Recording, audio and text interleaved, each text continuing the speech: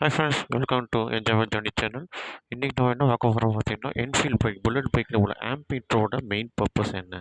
இது நிறைய பேருக்கு இது வரைக்கும் தெரில. ஸோ ஜஸ்ட் ஒரு அப்டேட் போடுறேன். இந்த பேட்டரி ஆம்ப் மீட்டர் எதுக்குன்னு பார்த்தீங்கன்னா, பேட்டரியோட ஹெல்த் கண்டிஷனை செக் பண்ணுறது தான் மெயின் ஆம்பீட்டர் கொடுத்துருக்காங்க. இந்த ஆம்பீட்டரில் மைனஸ் ப்ளஸ் இருக்கும். நீங்கள் ஸ்டார்ட் பண்ணும்போது ப்ளஸ் சைடில் உங்கள் நீடில் போச்சுன்னா உங்கள் பேட்டரி நல்ல கண்டிஷனில் இருக்குது. ரன்னிங் சார்ஜ் டைனமோன்னு ஒரு பார்ட் இருக்கும். டைனமோலேருந்து உங்கள் பேட்டரி சார்ஜ் ஏறுது. சப்போஸ் மைனஸில் வந்துச்சுன்னா உங்கள் பேட்டரியில் வந்து ஏதோ ப்ராப்ளம் இருக்குது. இமிடியேட்டாக நீங்கள் மெக்கானிக்கை பார்க்கணுன்ற ஒரு இண்டிகேஷன் கொடுக்குது இந்த பேட்டரி இண்டிகேட்டர் கூட சொல்லலாம் இந்த ஆம்ப் மீட்டரை.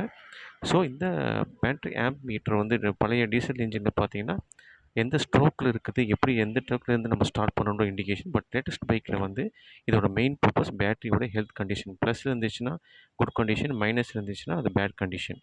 சரிங்களா? ப்ளஸில் இருக்கலாம், ரன்னிங் சார்ஜ் போகும்போது ப்ளஸில் போகும். அது நம்ம எந்த ஃபால்ட்டும் இல்லை, ரன்னிங் சார்ஜ் எல்லாம் ஆகிட்டு இருக்குன்னு அர்த்தம். Okay friends, thank you. Meet you